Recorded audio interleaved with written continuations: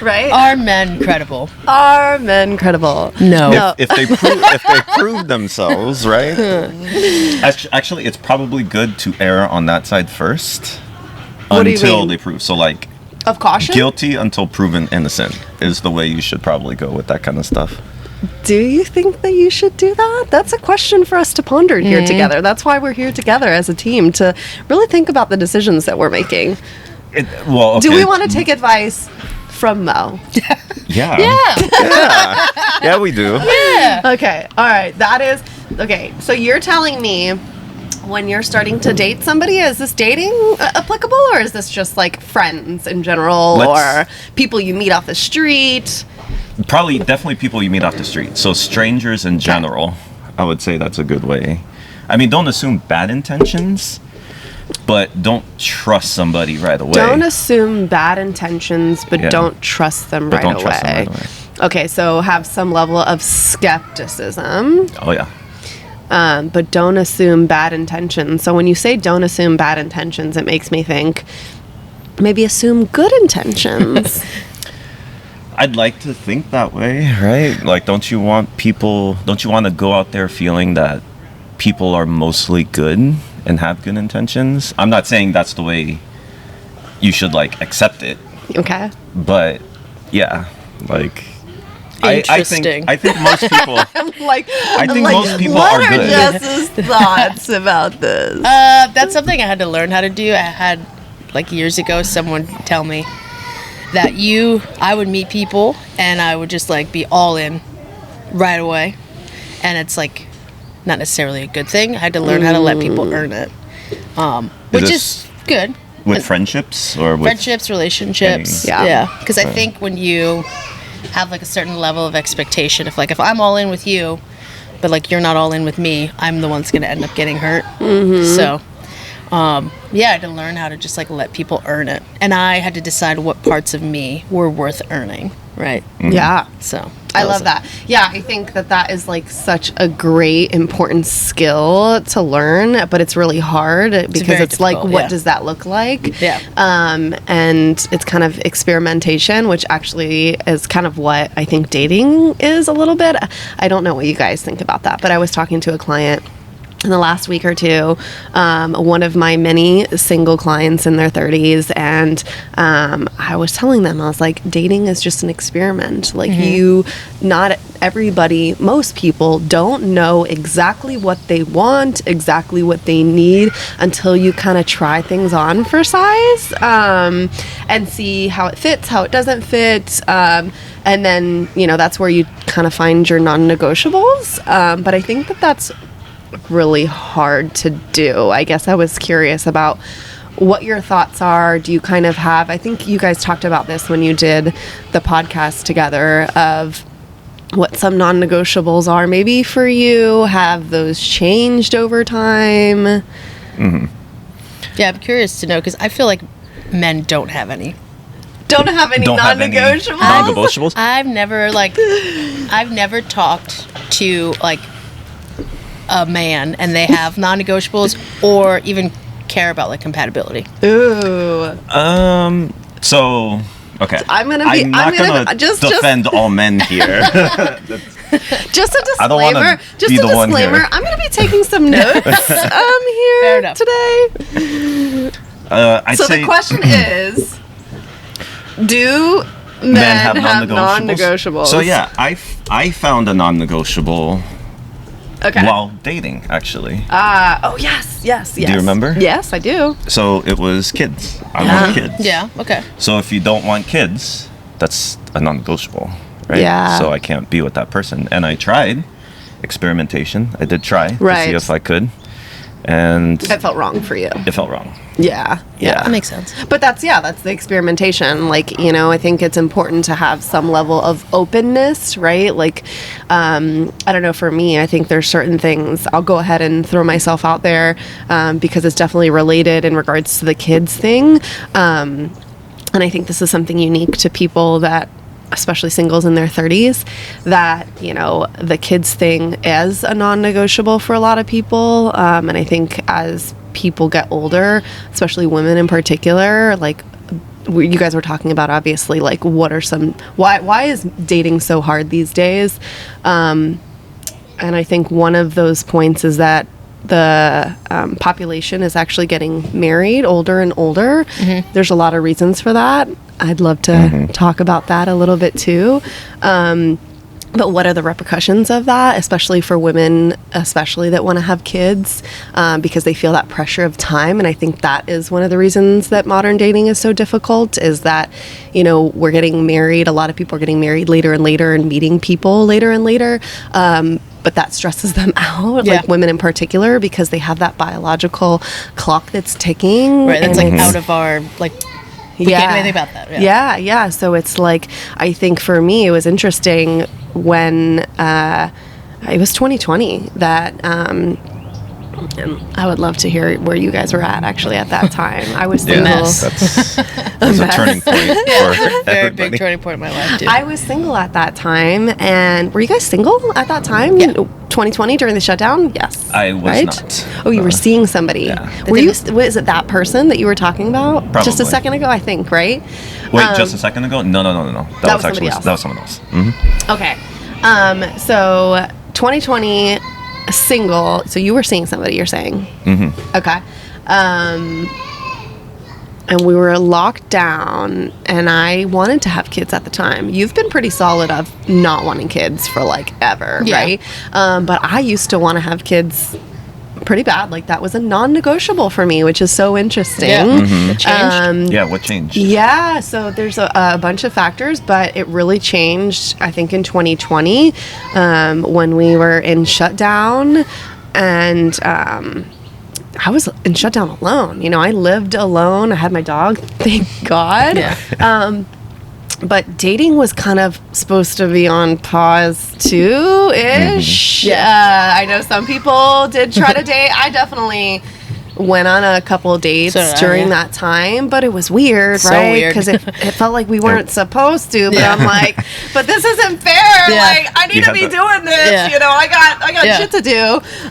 So you're meeting people with like masks and I did. social distance. And, right? Like you did the same thing. So it was really an interesting time, obviously for so many reasons, but especially single people, that it's not really talked about much. But I remember being in my apartment and thinking, I don't know how long this is going to last, you know? And it is stalling my dating process, right? I wanted to find somebody, but it made it really difficult, an already difficult thing.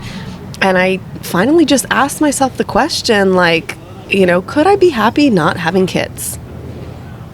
That was the question that I asked myself. I had never asked myself before. I never even thought about why I really wanted to have kids. Yeah, I was going to say, did you ask the other question? No, not till after. And I'm thinking, what could my life be like if I didn't have kids? And like all of a sudden this like beautiful image came to me, and I was like, wow, like I can travel, like I'll have more money to travel and like, you know, do all these awesome things. I went on this whole like magical, you know, plane ride or whatever. And then that's when I started to ask myself the questions of like, why did I want to have kids in the first place? Which was an interesting deep dive, and I'll tell you about that for another day. But that's a story of how one of my non-negotiables, or so I thought, became, you know, something that didn't matter as much or change. So I think having a sense of openness in dating is important, unless you've had your experience where I think that was great of you, Mo, that you tried. You're like, hold on, let me see, right? Like, let me see if this could work for me. But ultimately, at the end of the day, like you kind of felt it in your soul that like that wasn't the right thing for you, that you truly did want to pursue being a dad in that way. Yeah, and I think that's why dating could be hard if you people are out there trying to experiment with what they want and what they don't want. And when you do that, you have the potential to hurt somebody, right? So, you know. Well, I think so. I listened to, you know, your guys' episode, and if you haven't heard it, it's a banger. Go check it out, so you can hear part one. I think it has the most views. Yeah? Does it? Oh, no, Miguel's does. Miguel's of course. Miguel loaded his pretty hard. Did he? Classic. He also has like a lot of siblings, so that takes a lot of views right there. Yeah, I think like 40 or 50 of those views are from his family alone. No way. That's so funny. Yeah, I only have one sibling, and I don't think he's watching this, so fine. But anyway, so I watched your episode, and then I actually have been watching some different like podcasts and episodes from other people that really talk a lot about dating, and I really got into it. Not just because, I remember, I've had struggles, obviously, in dating in my 30s, and it's a whole different ball game, right? And I think that's kind of where you guys were piggybacking from. But I watched some other podcast about what the struggles are, and so I kind of wanted to, like, talk to you guys about that and expand on them a little bit. So I don't know if in your episode you guys talk specifically about, like, the app dating struggles. Did we? I don't know. We can talk about it now. We can talk about it now. Yeah. So We did, because I think that is one of the major problems. Yeah. Sure, is app dating. I think online dating has like made dating incredibly like more difficult because it's just a dopamine hit for a lot of people. Yeah, when you get something that's good. Yeah, it's like gamified. So you're like, I don't feel good. Like, I'm sad. And then I'm just going to go on Bumble and match with people. And so it's a lot of that. I don't think it's a lot of people being like, I'm going to go on here and meet my soulmate. And I think it's just maybe 5 years ago that was the case, right? Like 5 years ago when it was like embarrassing to be on an online dating site. So then it's like if you were on there, you were like actually like fully committed. Now it's just like oversaturated. Everybody's on it, and the majority of people are on it not for the right reasons, right? They're just on it because like it's just something to do and there's nothing to do. Yeah. It's almost too convenient. Yeah. It's too convenient, and it gives people way too many options, and That I think too, humans with a lot of options makes them more indecisive. I mean, this comes to like TV, right? This has been around for a while. Yeah. So when you have 1,000 channels, how often do you scroll? Or Netflix? Yeah, or you're just scroll watching through all the Netflix. trailers. And instead of actually watching them. And I actually agree with you. It's like analysis paralysis is like the term that is being used, and I think it's very like spot on though in a sense because when you think of too many options, it seems like you're like, oh, there's so many great options. But I don't know if people feel that way either, which is like a thing, right? If you talk to a lot of people, at least people that I've, worked with in clinical settings and personal, they feel like, yes, there's a lot of options, but they don't feel like there's a lot of quality. good options. And I guess I'm curious about what your thoughts are because there's a lot of options, but do we think there's a lot of great options, not so great options, and is that affecting things? So, I'm pretty sure most people on there could be great. There's a smile that I'm so curious about, but I'll let it because go. of the app, it makes them seem not great. So let's take an example. Yeah, please. Let's say I start talking to somebody. Okay. And the conversation just doesn't seem to be vibing too much. Like maybe I'm asking all the questions and they're not asking any questions. Right. Yeah. If I even get the smallest little bit of like, things aren't flowing too well, because maybe she might be busy or maybe she's doing something, I can just put my attention elsewhere. Yeah. It makes it that easy to switch over, right? Okay. Yeah, Like, that's true. People don't so take the time to actually get to know each other. Yeah. And it just prioritizes... Attention. It prioritizes, well, also like physical attractiveness. Like you go on there, you look at someone, oh, am I willing to put in the time? Yeah. Is this person good looking enough to give them the actual time? Yeah, you're That's what I easily feel like distracted. I feel like, and if there's like another shiny, pretty object or good-looking object, whatever you want to say, then you're more likely to essentially abandon a connection that could be okay. It's just not, giving you that dopamine hit as strong as what you're saying. Yeah. I mean, think about like social media, like, or just our attention span as humans in general. It's like if this video doesn't load, like, I'm just gonna scroll and You like just- never mind. Like yep. just like You I move can't on. do it or whatever. Like you might even be interested in Yeah, it because could of be the the first best 2 video I've seconds. ever But as soon seen. as the wheel starts to Yeah, spin, you're like nope. nope. It's just same thing with online dating. Like Yeah. if I'm talking to you and you're not answering me, like all right, well, and the next whatever will talk to me, and Yeah. then I think also in my experience with online dating, it never goes off the apps because I don't know why, but I assume it's probably for a similar reason. It'll be like, hey, how's it going? Great, how are you? You have a dog? I have a dog. And then that's it. Like, it's never like, I don't know. I've had very few good conversations on an online. So dating site. something that I think is really interesting, and I think this comes up because of people that I see in my clinical practice too, and just like being a normal human and like talking to people, is that we all desire companionship, right? Like at the end of the day, we are social beings wired for connection. Like Yeah. that is in the research, you know, that is what we desire. There's a reason for it, evolutionary wise. I think we've talked about it a little bit. I know you've read a bit about that. But yeah, at the end of the day, we are wired for connection. And so if we have, like, if we're alone, singles, you know, a lot of singles, especially singles in their 30s, I think this is particular to the 30s and up crowd. A lot of us live alone, right? Like when you're in your 20s and you're single, a lot of people have roommates. Not everybody, Right. but there's a lot of people that have roommates. So the Yeah. companionship is built in a little bit more. Whereas when you're 30s and older, a lot of us, you know, are single, independent, have no roommates. So you get lonely, and so you're like on the phone. Yeah. I can just talk to somebody. It's great, and it satisfies what I feel like is that like a temporary need essentially in that moment to have somebody to talk to, but then to take it off the phone into real life is risk and time, energy, and effort. And I'll speak Yeah. from personal experience call it here energy. that I fucking hated dating. I dating sucks. Yeah. I don't know if I'm alone in this. No, No, I know. you're Actually, not I know alone. I'm not. I know I'm not alone in this, and I don't know if it's because I lean, believe it or not, a little bit more introverted. But you know, to put myself out there in front of somebody that I don't know and I don't know how it's gonna go is a risk of time, right? And I think as I've gotten older, I don't know about you guys, I've gotten more protective of my time and energy, and so.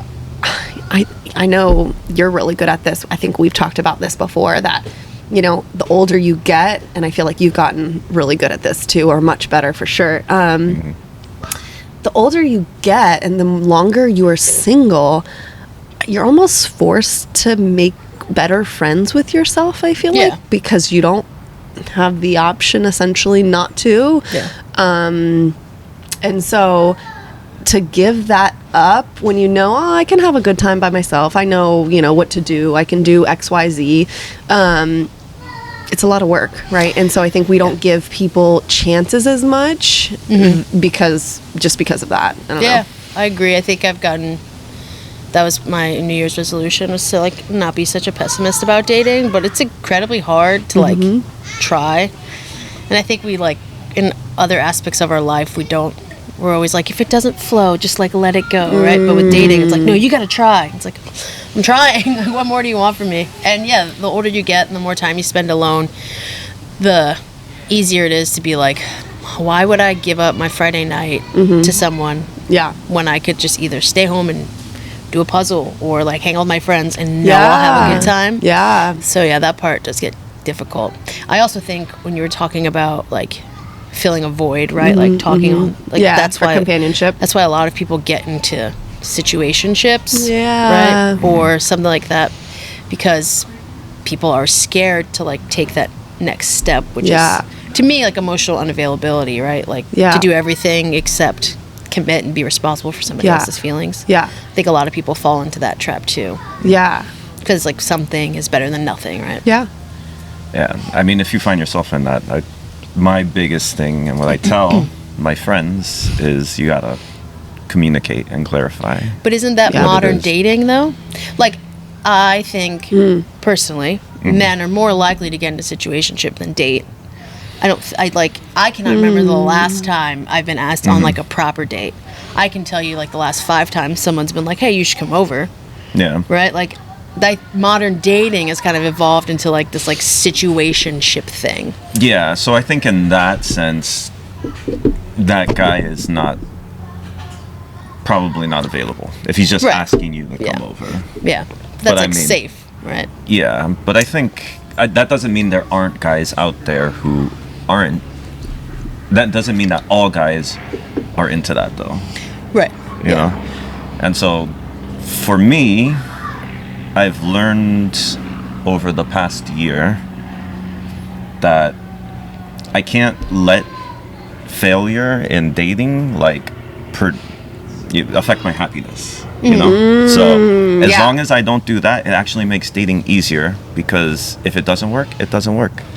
But it's easier to put myself out there because I'm not putting so much pressure on myself to, like, But sometimes I find think someone, you know? I think sometimes, especially as you get older and you're single longer, it's hard to find what I feel like is that middle ground of like feeling comfortable letting go of that like need essentially and falling into independence too much of like I That's don't me. need it, you know what I mean, because you get out of practice and you get so independent where it almost can turn into like The fault. avoidance a little bit like we had talked about on our episode. I still date. Yeah. I still date, but a bad date or something, or even if I date someone for a Yeah. short time and it doesn't work out, that is not going to affect You don't, Yeah. you my don't like, happiness. you don't like, you're just like, all right, Yeah, I'm You not can- going to have it affect me so bad that I don't want to go back out there. what's Yeah. that like? I don't know what that's like. It I have took a one minute. bad date and I go like into hiding for a year. I don't Yeah, know. it took a minute because last year I was like that. Yeah. Yeah. I was like Yeah. that, and I was like, I hate feeling that way, and I found a book that helped me a lot. That What book? actually, Yeah, plug it. What's the Plug book? it. Yeah. So it's 2-parter. I know this sounds weird, but the first part's about finance, but the second part is about happiness. But he takes most of the stuff from Buddhism. I'm in. You know, I'm a fan. So- Do you remember the title?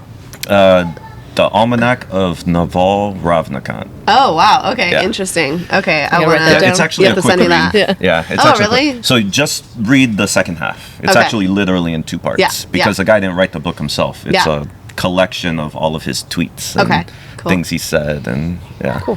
Well, I'd like to actually talk a little bit about what Jess had said because I think it's such a problem for so many people, and like I can even think about how like you said I go on one bad date and then I go into hiding because it just takes a lot of energy Yeah. and it's tough, right? Like, and I think obviously with being single and still wanting to find a partner, you have to remain like have some level of hope and optimism.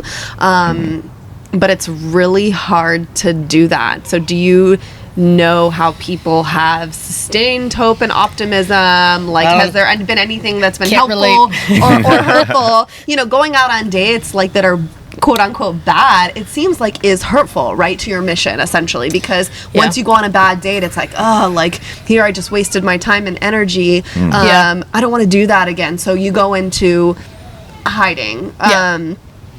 I think it's less as I've gotten older. Like if I go on a bad date, it's less of like I'm not the not the problem. If that makes sense. Like I don't Yeah. take it personally in that Yeah. aspect.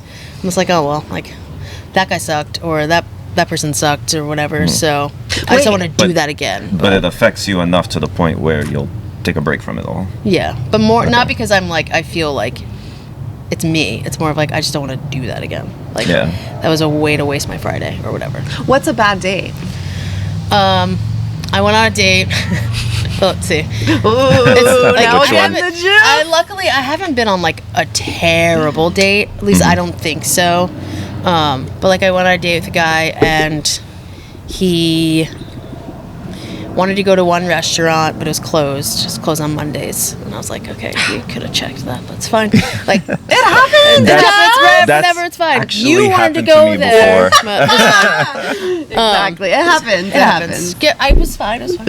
Yeah. Then we ended up at another restaurant, and that was fine, except he ordered an appetizer, and I ordered an appetizer. And then that was like all he ordered. And that was Okay. it.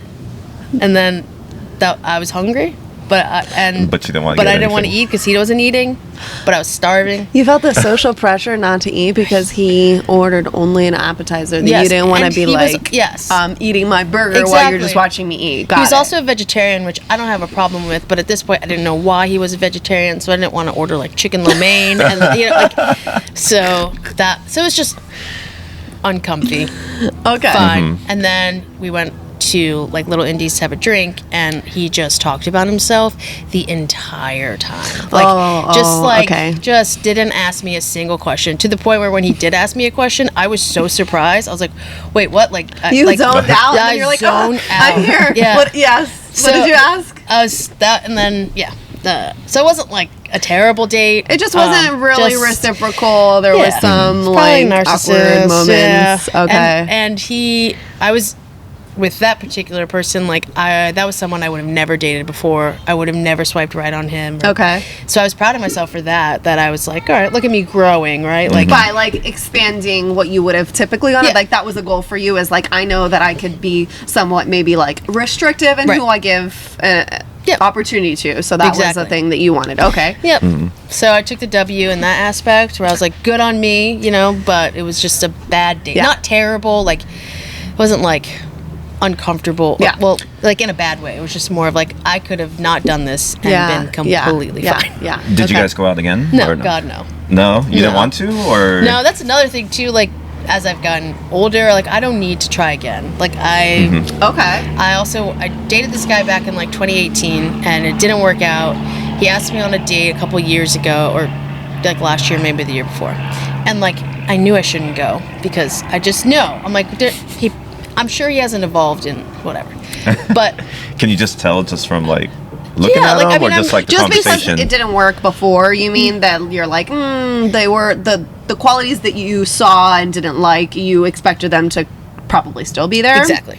Yep. Can you share? Do you mind what Yeah, he those was like- qualities were in particular? Emotionally unavailable, like kind of a okay. fuck boy, like just never took me on a proper date. Same, like more of like a situationship sort of. Yeah, deal. like non-committal, Yeah, you mean? non-committal, Okay. like kind of like rude, like would Okay, like not, leave me on red. not socially emotionally intelligent. Right. Okay, Yeah, got it. Not okay. for me. Okay. He asked me randomly to Okay. go with him to a Yankees game in Tampa, and it was Labor Day weekend. That's so random. Okay. and I was like, That's risky. man, like I actually don't have anything to do. It was And a that does Friday. sound But were you fun. gonna drive with him? Yes. Oh, that's a risk. And then I was like, for some reason, I asked my friends, and they're like, "You should do it." Like, and I'm like, I feel like I know what's gonna happen, but it's like you're right. I have nothing to do on this Friday. I know him, so it's not like that weird, right? So I was like, sure, I'll go with you. So we went, and the drive to Tampa was awful. It was raining. It took us like 3 hours to get there. He was so angry and like, just so like, Yeah. and like not mean, but just angry. Yeah. Not mean to me, but Yeah. very like just angry about the traffic, anger, like throwing temper tantrums basically. And I Yeah. was like, wow, I do not, like I wish I was at home with my dog. Oh no. Was this the same guy or different guy? Same guy Oh, same guy that I dated Got it. before. So Yeah. so the lesson here was don't go backwards. don't date Don't date back. Like they haven't, unless they've done some serious, and they like, Okay. they've done some serious work. Okay. Like they're not going to change. So They're the same person. I think we should talk about that Yeah. because I think that you guys brought it up in the podcast. It's already been brought up today, and I've seen it so many different places. I think about this all the time in my practice. I work with, men and women, but I think that I've heard so much that there's a lot of men that are emotionally unavailable, right? And that I think we had talked about this briefly before, you and I. One of the struggles I think currently with dating as to why it's so hard is that there's such a shift in society happening, I feel like, in the last 5 to 10 years, really. I don't know if I talked to you about this already, but one of my theories as to why things are so difficult, especially for men, so I'm like really hoping to get your feedback here, is that, and I think it kind of goes back to like the Me Too movement. Like when it started to happen was like, you know, women were like, yeah, I'm gonna say that this is what's been happening, and like, you know, we've been treated XYZ and we're done with this shit. So I think women in general really got empowered in like finding their voice with that and saying the struggles of what it's like to be a woman, and just having their voice, you know, heard as far as like that gender goes. And I think after that, a lot of women were like, yeah, like we don't like that, and this is what we deserve. We got really empowered, and we're like, well, and actually, you know, on the backs of women being able to take care of themselves financially more now than obviously ever before, right? Traditionally, like we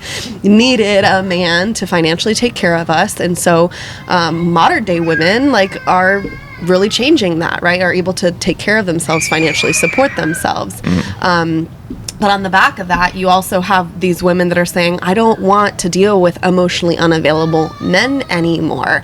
And the guys really haven't been given the tools just yet. I think that's the struggle that we're in currently. Just from the guys that I see in clinical practice, they're getting them, the ones that are in therapy. But a lot of them, like, they haven't been taught it, right? Traditionally, I mean, there's certain households and cultures, I think, maybe that are the exception, but I think a male culture in general is that your emotions are bad, don't have feelings, you know, if you talk about your feelings and your vulnerability, then you're weak, and women are going to be like, oh my God, this guy is such a little baby, right? Like, so I think we're in that struggle of women are wanting these men with like social, emotional, relational skills, but they just haven't gotten the skills yet. And I think they want them. They just haven't had the experience. I mean, like you, let's talk about you. You've lived your whole life not having to deliver necessarily in that way for the most part, based on what society expects of you or has expected of you in the past. But now, do you feel a difference that women want more in that regard? What are your thoughts? So when we say emotionally unavailable men, are we talking about guys who aren't ready to start dating yet? Well, but they're just out there doing it anyway? Or? Well, I think you guys had talked about, and maybe in your episode too, is that, you did. I remember you talked about how like guys are quick to be like, yeah, I'll be sexually involved with you, but not romantically committed. And I think maybe that's what you're, at least where I'm referring to is that like, you know, they want companionship, but they don't know how to emotionally connect or commit to deliver on that connection. Yeah, they don't want to be responsible for anyone else's feelings.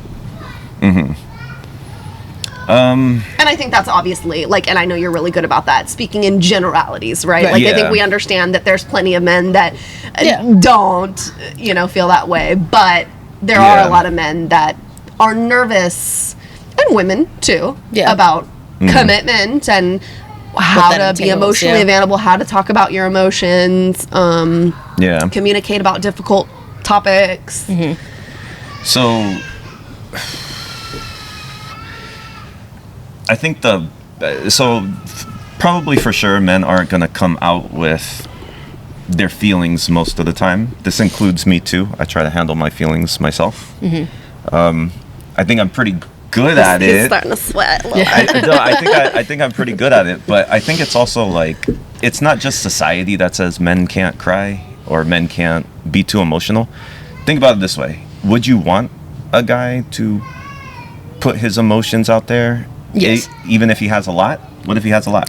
Yes. Yes? Okay, so yes. I love that would hold on. So that would be attractive to you. Yes. A guy that sits there and says, well, I didn't feel, you know, this way in work, or, you know, I'm having trouble feeling this way about this. Let me ask you a question. It seems like Jess, you would have to like take care of that person. Let me ask you a question. Have you had this experience? With a man, no. Okay. No. So think about what that would feel like and look like. And I'm going to go ahead and piggyback off of Mo's question because I think it's a really good one. And I think that's a struggle too of not only are we asking men to change, to be more socially, emotionally intelligent and have these relational skills, and that's probably scary to do in front of somebody. Like, women are trained to be the... we're emotional creatures. Yes, I mean, we're dealing with this our whole we life. have more... We're talking about our feelings. We've been okay about...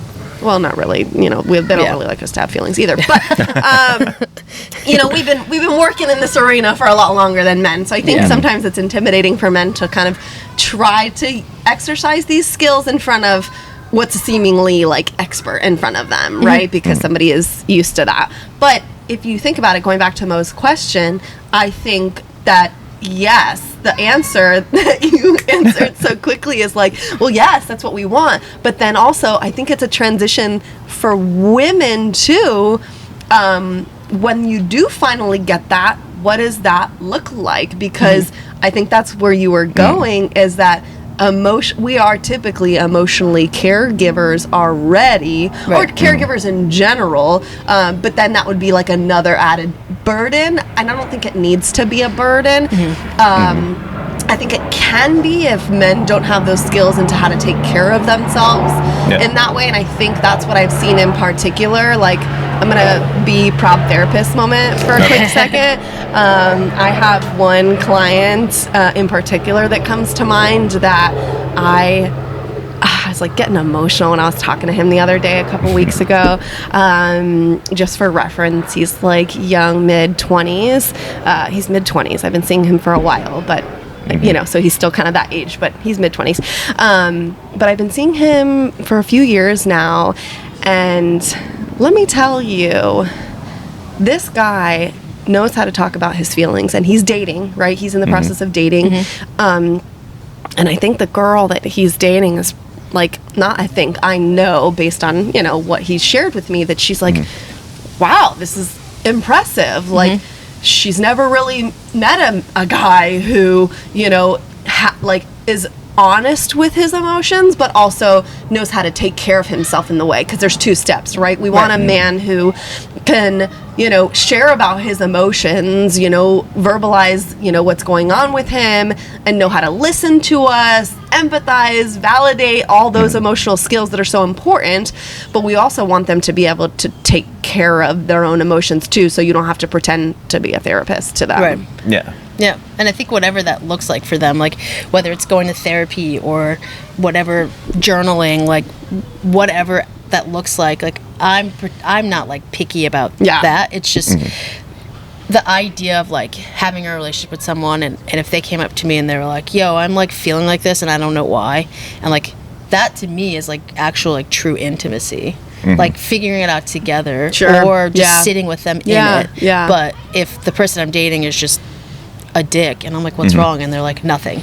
Like that's that like that, like pretending, being like oblivious to your emotions, and then maybe there's some fear behind that, you know, because they don't know how to. Again, it's a socialization piece, but and I think, you know, it's an interesting thing of like what you said, being able to like have somebody say like, yeah, I'm feeling this way and I don't know why, and kind of exploring that with them can be great too, but we don't want to also take on that role of like rescuing them and being like, oh well, it's probably this, and like, you know, set ourselves up for the role that we are going to be the emotional caregiver too. And I think that's kind of what you were talking about too, is, you know, do you want to do that? And it's like, there's a healthy way to have an emotional connection.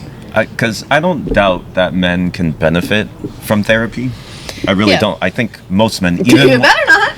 even when they say they don't need it, though, because I don't know if there's any statistics on it, but I guarantee you the majority of men probably think they don't need it. No, that's entirely true. I mean, but in my experience, I've seen so many more men in my practice in the last year or two than ever before. Are they younger? Some yes, some no. Okay. Yeah. Okay. Great question though. I mean, I definitely have plenty in the 20s, and they're definitely coming from a different ballgame. You see the emotional IQ that they have versus the ones that are in their 30s and 40s. But they're coming, and I think good. It's good to hear. Yeah, you know, it is great, and I think we have to honor. I think awareness is really important, because we have to honor that, like, it's not just that guys don't want to be emotionally unavailable. Don't want to be that, don't want to be emotionally unavailable. Right. Yeah. They just don't know how to not be. They just don't know how to do it. Obviously, I'm going to promote therapy all day because I've seen incredible results. I mean, I'm so proud of not just the one I was referencing, but all my dudes that I see that are just making big steps and doing things that is really uncomfortable for them. And slowly but surely, when they have women that are safe, it makes all the difference. And I think it's hard, again, like you were talking about, women aren't used to being in that role. It's a new role for us too. But yeah, I mean, you have to have the safe space to do it. And I think that if, you are going to therapy, you have a leg up. And I think a lot of women are like, I want every dude. Yeah, that's like what is beige flag? It's a beige flag? Oh, I don't know this. Is that What's a beige flag? Beige, it's like, not a white flag? Not a red flag. Oh. The opposite of a red flag. Shouldn't that, why not a white flag? White flag is white flag like, is when you're giving up, which I will say this. Yeah. Never surrender. mind. I will say this. Okay, but red flag is like don't go. White flag is like I'm pretty sure it's dead. beige I'm out. flag. Beige flag. Is it beige flag? Google No, it. green I thought it would just flag. be Why green can't flag. it be a green flag? Green flag. But it can be a green flag for some. So I will say I did meet someone on the apps that actually said in one of her little description bio thingies that she thinks a guy going to therapy is attractive. Yeah. And I asked her that. That is the hottest thing. But I sent her a message on that, and I was like, most people wouldn't think this way. Why You do said you? that I think- most people. I think you're wrong. I think most women, and this is obviously generalizing. Why are you think thinking that most? men going to therapy Yeah, is where attractive? are you getting your evidence from? There is no evidence. This is my Made that up. idea in my head. I think Mo most. does that thing where he's like, I Yeah. think this is, it's Now, if it's, if things change and I start seeing more of this, then it no longer becomes most because now I'm meeting people like you, like her, that are changing my opinion. But before then, no one was like, I'll take a poll. I'll take a guy that. I'll ask all my girlfriends, and I'll see if they think that if a man going to therapy is attractive, and I'll report back to you. And if they're Well, because actually, and let's go back to this because I can see him. I don't know if you saw that I posted that thing about stigma on my Instagram the other Isn't day. that why it's a but stigma? I guess I'm going from kind of your perspective, and you're thinking maybe back in the day, right? Like traditional, and that's the part of the culture shift that's happening. I think is that if you said that you were going to therapy, it's like what's wrong with you? Yeah, but we're talking specifically about men going to therapy because I think it's easy. I think it's. So you think there's a different stigma for women going to therapy than for men? I thought that there's a stigma about women thinking men going to therapy is a good thing or a bad thing. What am I trying to say here? So I don't know. I'll give yourself a moment. In your head, you think it's that women worse? women wouldn't want a guy going to therapy because it would mean they have issues that they're trying to deal right, with. and I think, well, I don't know. I mean, I guess, I don't know if a male, like, what do you think about women going to therapy historically? If you found out you're dating somebody and well, if you're asking me, I think it's fine because I think everyone should go to therapy now. Right. Okay. But I'm talking about the majority or the people out there. Yeah. Like, the stigma of going to therapy was for anybody. But it's even higher for men, is I what think you're it's saying. higher for men. And women finding that attractive, I think, is even more like I don't have any proof of that other than from you saying it, from this girl putting it on there, and all of the other podcasts I think all that I the listen clients, to. the women clients that I would see would be like, yes, please. But yeah. that's because I'm they thinking of know all my how girlfriends. great therapy is. They're not feeling that stigma as much anymore because they've been in therapy and they know how amazing it is. So I think it depends. Maybe it's the crowd, right? Like if you've never been in therapy, you might not be in therapy because you think of that stigma that something you must be, something's wrong with you for you to get into therapy. So I will say that I do see a lot of women saying men who are emotionally intelligent. That is there on a lot. She was just the first one that I actually saw. On dating apps, you mean? On dating apps, yeah. She was just the first one that had a specific way to work on that. Yeah. In there. I mean, So maybe. have you started going to therapy yet, Mo? Yeah. You did, right? Didn't you? No, but It's on I the contacted agenda. Joanna. Oh, Yeah. okay. Joanne. It's on Joanne. the list. It's on the list. That's on the great. list. That's great. Yeah. That's great. I'm So proud of you. It is committed a hard to thing. doing It's very 5 hard. sessions. I think all to me like starting therapy ties into like vulnerability, and since men generally have an issue being vulnerable, I think that doing the first step, you should be really proud of yourself for that. No, I'm excited for you, but Yeah. can I chime in real quick and give my therapy education plug? Sure. Because I know you said that you're committed to 5, which I think is great. I'm really proud of you 5 and what? excited. 5 sessions. Oh, okay. He's committed to doing 5 sessions with it. I think is a start, Yeah. but I'm going to give a little spiel just so you're understanding. Yeah. I do this every time I do a consult with a client that has never done therapy before. I give them an idea of what to expect, because I think unfortunately there's been a lot of people that have done therapy that didn't have the education about like what it's supposed to be like, and they didn't have a great experience because of that, or something else. Let's be honest, not all therapists are great, and there's true. a lot of things out there that I'm like, oh, that's not great for us. But Therapy Education 101 that I provide on my consult calls is that there's 3 stages to therapy. The first stage is the exploration stage. So the therapist is just trying to get to know who you are, right? That takes a little bit of time, my friend. Oh, that's right. Yeah. This takes a little bit of time, right? And the therapist is going to want to know, at least, I'm talking about my perspective. I like to know who is in front of me right now, right? Like, so if I was seeing you, I would be like, okay, what's going on in your life currently? Like, what's affecting you? How are you feeling? What are you doing? And get the current version of Mo, but then I also want to know how did Mo get here, right? So like, where have you been? Like, what have you been through that might be coloring your lens one way or another? And is that affecting you, right? So that is essentially me taking plenty of time to explore who you are, where you've been, so that I can get to what I call the insight stage, which is where I've kind of done my assessment. I've gathered all this information, and I'm thinking, okay, based on what Mo has told me, I'm thinking this is what's going on. This is what's, this is why he has what he considers problems, right? And that varies based on person to person. And so I will share my insights. Hopefully you've come to some of your own, right? That's the idea too, that you learn things about yourself in just talking, that you're like, oh shit, I didn't even think about that. Like, this might be affecting me in this way.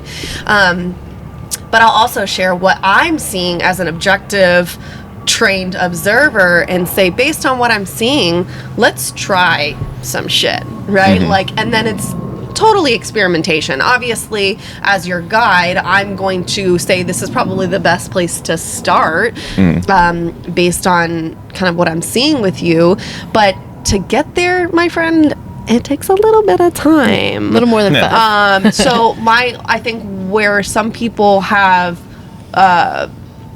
struggled, or maybe it's kind of does a disservice, I would say, to therapy. And obviously financial situations affects how many sessions people can do. So if 5 is all you can do, great. But I would encourage you to try to see beyond that, because you might be quitting if you stop at 5 just after, she just listened to me for 5 sessions. I didn't get anything out of it other than I got to vent about my life. Yeah. You're not going to see any true lasting change until you get to that insight stage that comes with the experimentation of skills and things like that will allow you to see change.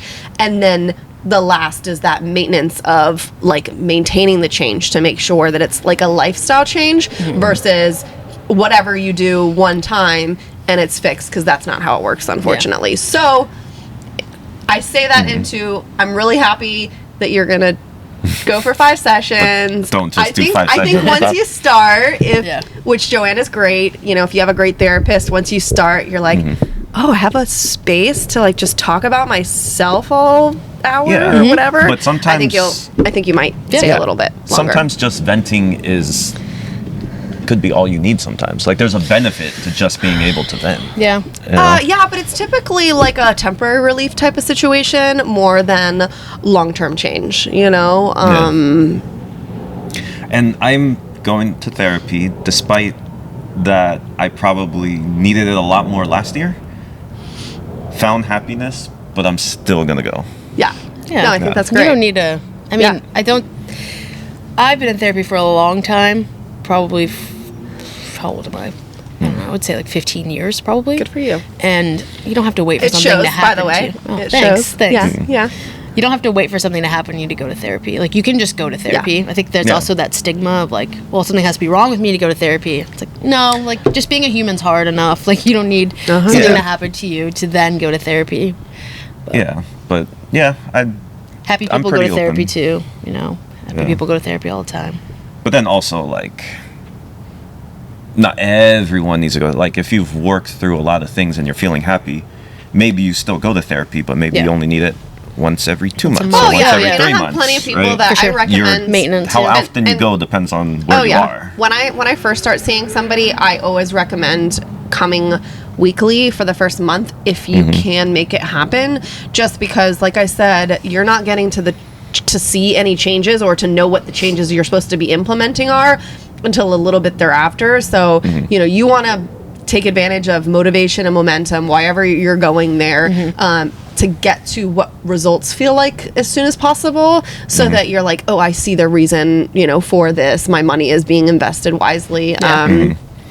But yeah, I mean, I think, But like, then once you've felt like you've helped somebody, you move out. you Yeah, can- I definitely do. Some people stay Or if they weekly feel like they're in a good because place. oh yeah, some people stay weekly because they really like it and they have the means to do so, which is awesome. Some people go out to every 2 weeks. I always recommend kind of like a transition thing. Like, I wouldn't go every week and then just stop. Yeah. Because you're used to having that space to talk about things and have that accountability of like, what are you doing to take care of yourself? Are you, implementing the things we've talked about? So I always do like a transition out, when I always recommend that at least. So I go from once a week to every 2 weeks, every 4 weeks, every 6 weeks. And then, once you're like, I don't need to see you for once every 2 months, I'm like, then you're probably good. Yeah. Like, and Yeah. let's trust the work that you've done, that we've done here, and see how it goes. And if you need to come back, cool, I'm here.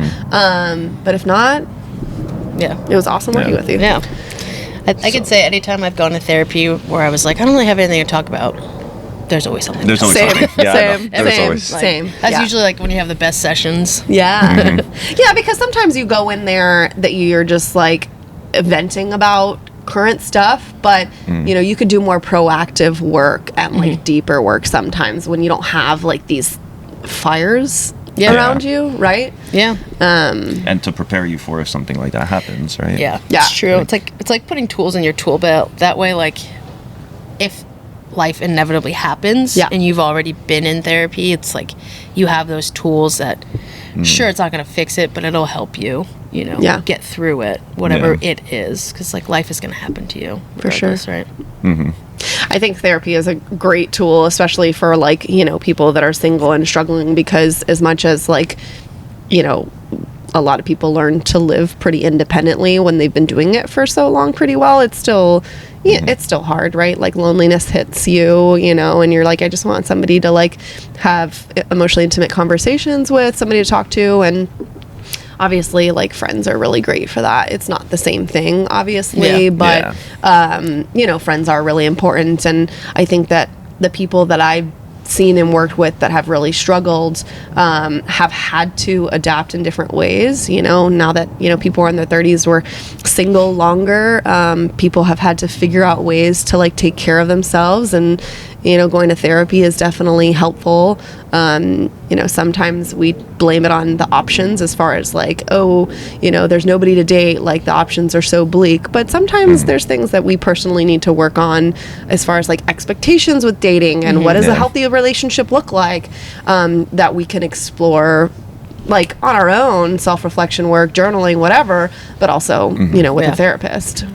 So I think what you said about dating is an experiment is a good analogy, because that's what it is, and experiments Yeah. aren't always the same, or aren't always going to work. Yeah. There's that saying that Edison failed 100 times to make a light bulb until he found. But it's like, I didn't fail 100 times. I found 100 ways not to make a light bulb. Yeah. So every Yeah. person you Oh, I date, you love find that. out something about what you don't want in Yeah. a relationship. Yeah. But you got to keep going, right? Yeah. Yeah. It's an experiment. It failed. You keep going until you find the one. Well, I think that that's one of the and we talked about app struggles. I think that's one of the more difficult things about the apps is that for me personally, when I was dating, it's really hard to go through so many profiles that I'm like, it's so overwhelming. It's very oversaturated. I don't see any great options. And I said, remaining hopeful and optimistic is what you really need to continue to pursue this. Because like you said, Jess, it's really easy to get down and out about it. Oh my God, this sucks. I just wasted so much time and energy. And I remember I was listening to this therapist. Her name is Dr. Elizabeth Frederick. I don't know if you follow her on Instagram. She's in Arizona. I really like her. She's really cool.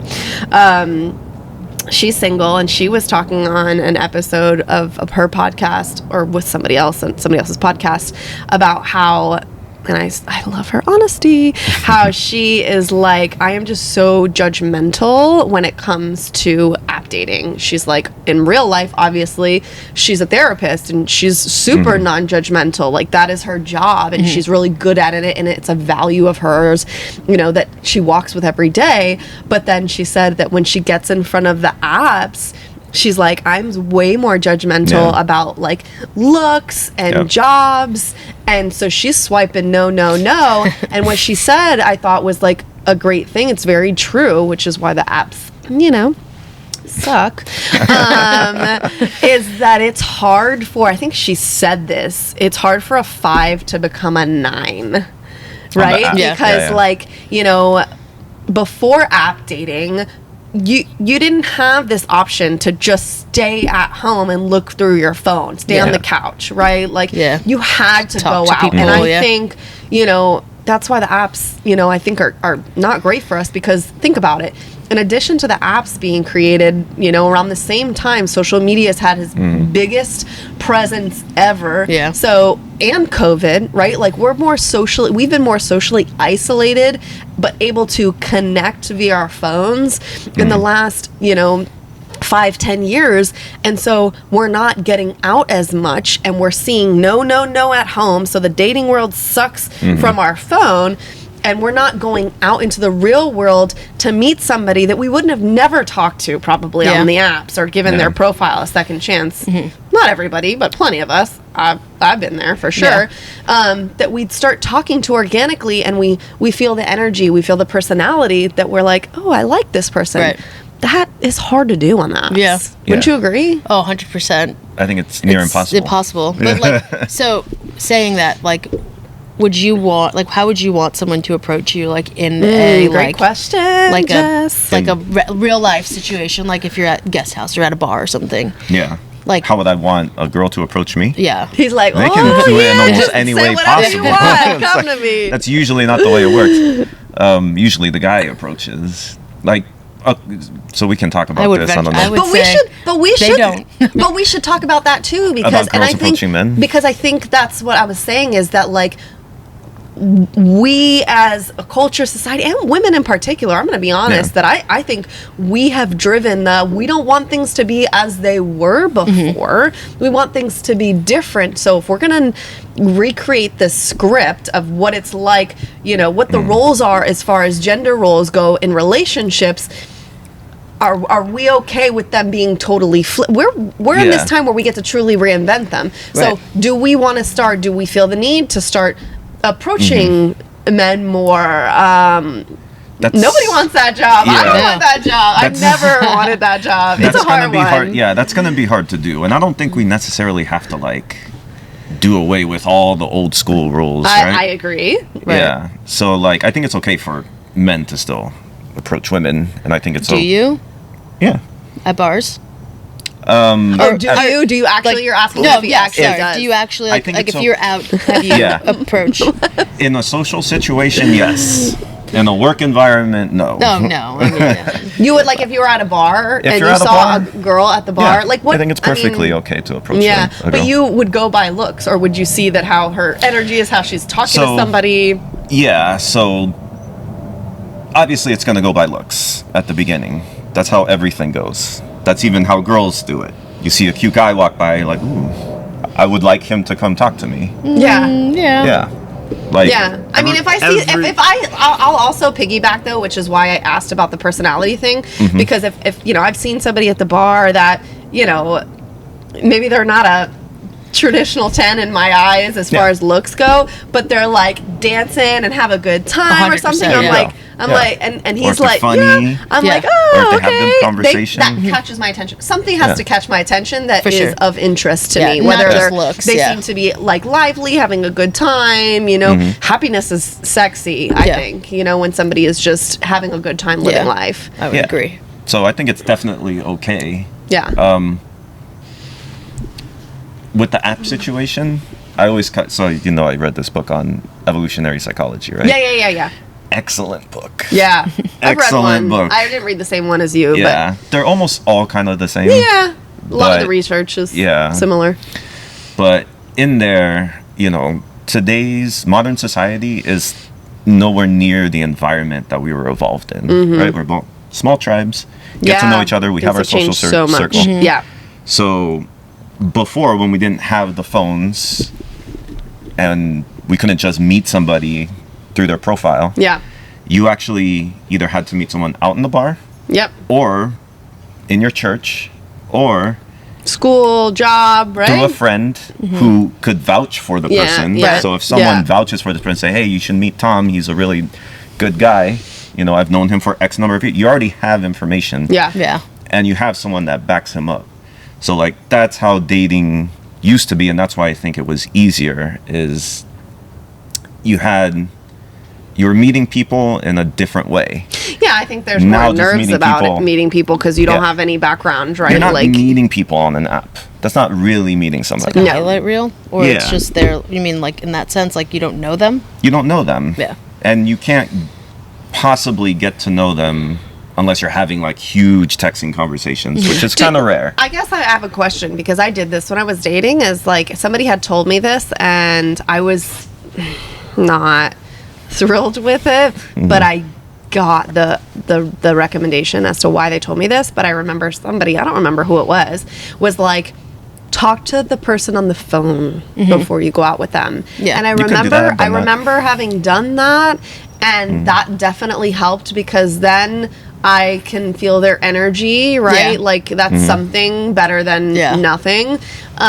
If the conversation flowed, I'm more likely to feel like, oh, this is worth my time. It gets me Yeah. off the couch and takes that risk more than if it was like awkward on the phone, like really Yeah. uncomfortable, you know. And I think weeding out or that population a little bit that you're like, okay, maybe that's going to be uncomfortable.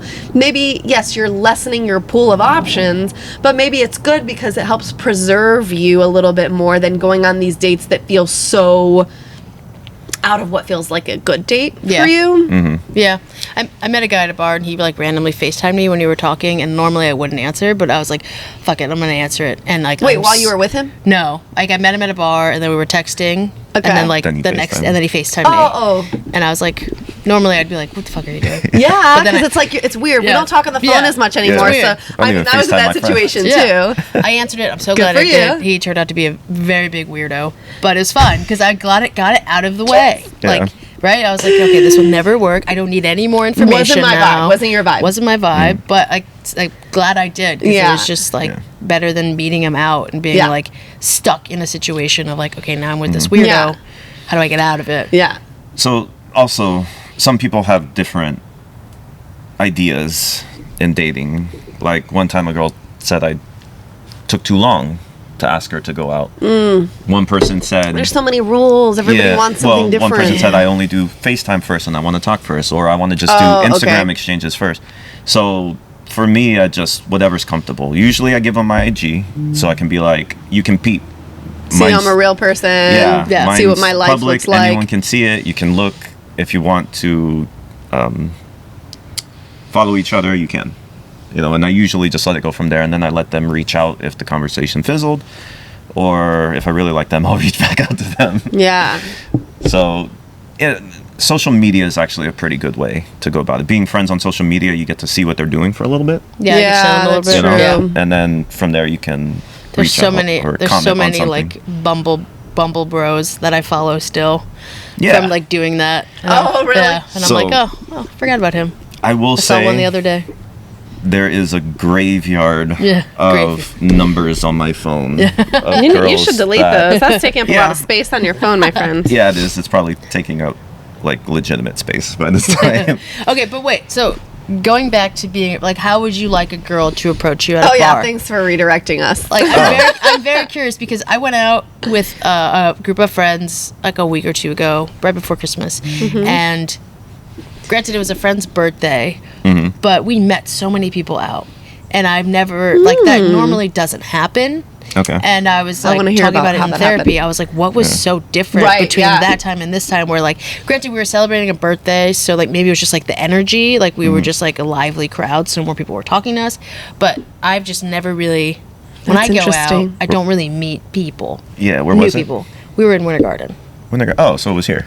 Yeah, and so Yeah. that time we met like, not like so many people, but more people than I would anytime I go out here. Yeah. So I'm just curious. How can women maybe be what do you more? want us to do? How can women be more inviting and feel more approachable if that is something that typically, traditionally, has fallen on men to approach? Which I can get that's a really scary task to it's a very completely vulnerable. approach. Yeah, a stranger. So I think that's a great question: is how can women be more invited and warm? Because I will say truly that I do wholeheartedly believe, even with the men that we deem as like, being emotionally unavailable or having traits that feel narcissistic, I feel like men in my office and people that I know really, they want to do better. Yeah. They want to step up, they want to connect, they do want to be in relationships, even though it's hard to make them feel comfortable enough to commit generally. And obviously we're just speaking generalities, but we as women have to do our part too, to have that space for them to know that, men are going to be imperfect. There are maybe some of them, a lot of them, that are behind the curve of the social emotional skills. But how can we make them feel more comfortable so that they can feel more comfortable dating? So if you want to attract a guy to come over and talk to you, look at him. Just stare at him? Just be Kind of. weird about it? Kind of. Yeah. Not. That's you don't have vulnerable to for stare at women, him, but yeah. But look at him. Wait for him to look at you. If he keeps looking at you, keep looking until it becomes a little bit weird, and then look away. Okay. But then from there, you want to look again. Okay. And then if he locks eyes with you again, do that 2 to 3 times.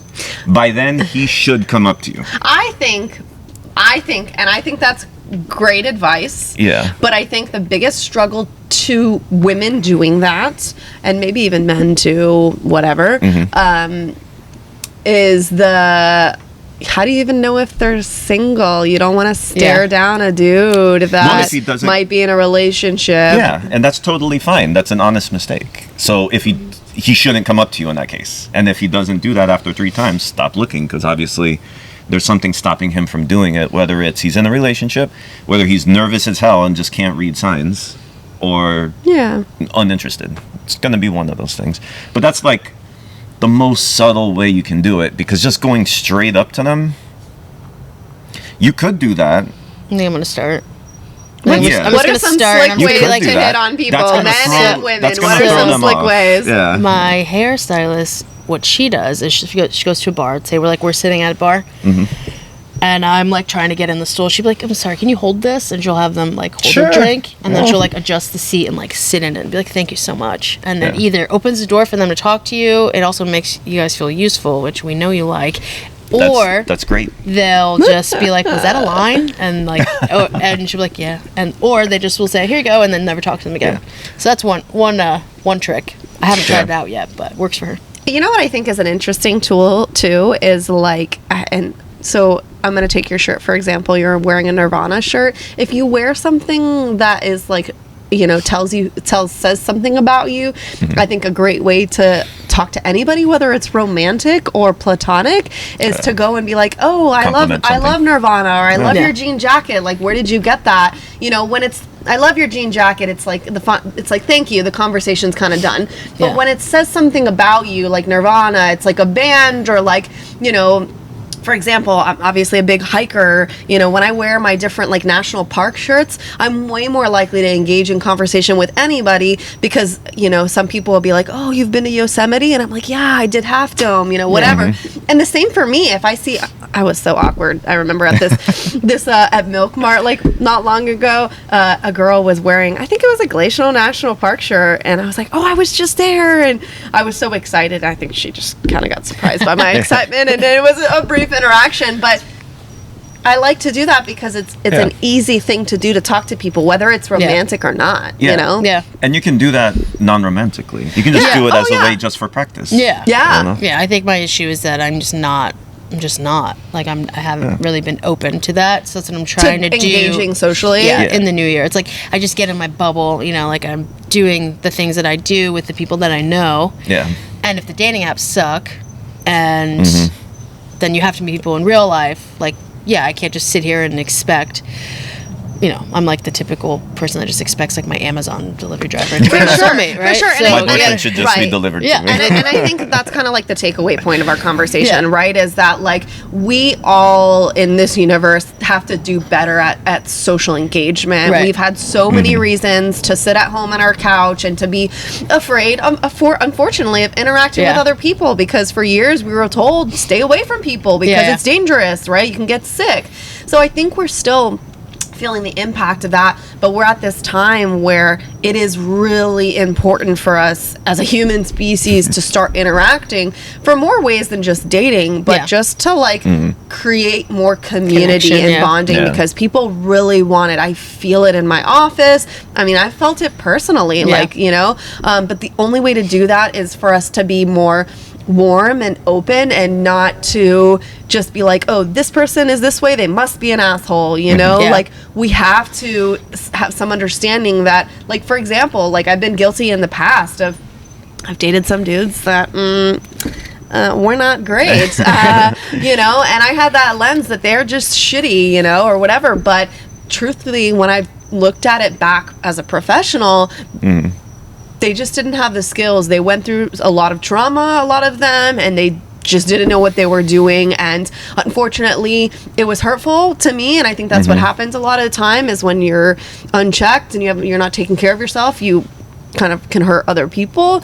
But we have to, be warm and try to understand that, like, things are changing in life. The culture is shifting, and we have to be patient as we go through it. I think it's like also really interesting that we have evolved so much, like connection, like, and we're still sitting here talking about how like we just want someone to talk to us in a bar, like regardless of all the ways we can connect with people, like I still just want someone to be like, hey, I like your hat, and I would swoon, Yeah, and I think it'll go that way. I mean, it has apps will always be there, and people will always meet each other there, but that's just one way to meet people. But then I'm gonna ask a question, because we talked about how apps suck. Now, have either of you ever put yourself in a situation with like a different style of dating? Like, have you ever tried, speed dating?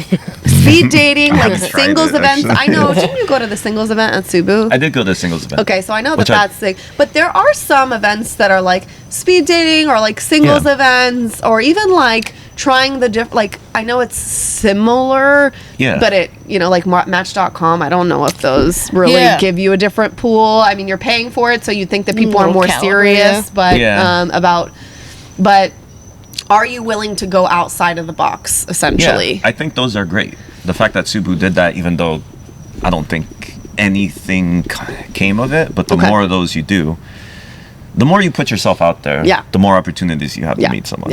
Whether it's at the bar, the app, social events, little tricks to try to get guys to talk to you. I'm going to try it. It all, it all works. Yeah, I think those events are...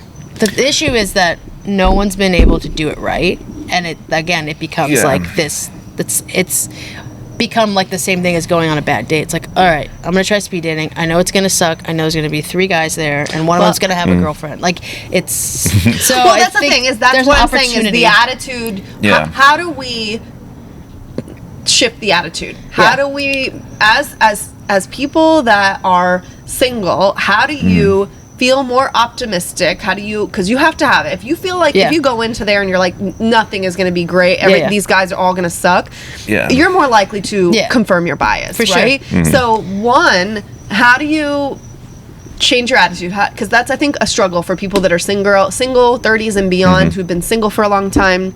It's hard to remain optimistic. So one, how do you do that? And two, if you're able to have a better attitude, what are some things that you would want to see as a single person that would make it better? Because I know you went to that one event, which put a lot of single people in the room, but a lot of people didn't really talk to each other. So what are some things that you think would be fun, good ideas? I saw something on TikTok, but so as you get older, like for me, a lot of my friends are already married or like in relationships, and something that this person suggested was like having a party where you were to invite someone else that is also single. So it kind of goes back to what you were saying of like having Vetted. like someone like that is vetted. So like a friend, like you were to throw a party here, right? And like you would invite someone that you know is single, and then I would bring someone that I know is single, and then it would just be like connection, that sort of like connection a spiderweb connection of the opposite sex. It doesn't matter. I don't It think you doesn't really. just say Yeah, single just person. like a single person. Well, I would say of the opposite sex just because keep the same ratio of guys to girls. You know what I mean? That's assuming everyone's straight. Well, that's like- what I was gonna say. I was like, what if there's I more understand. women? What if those women looking for more women? Like. I mean, but I also think it's okay to.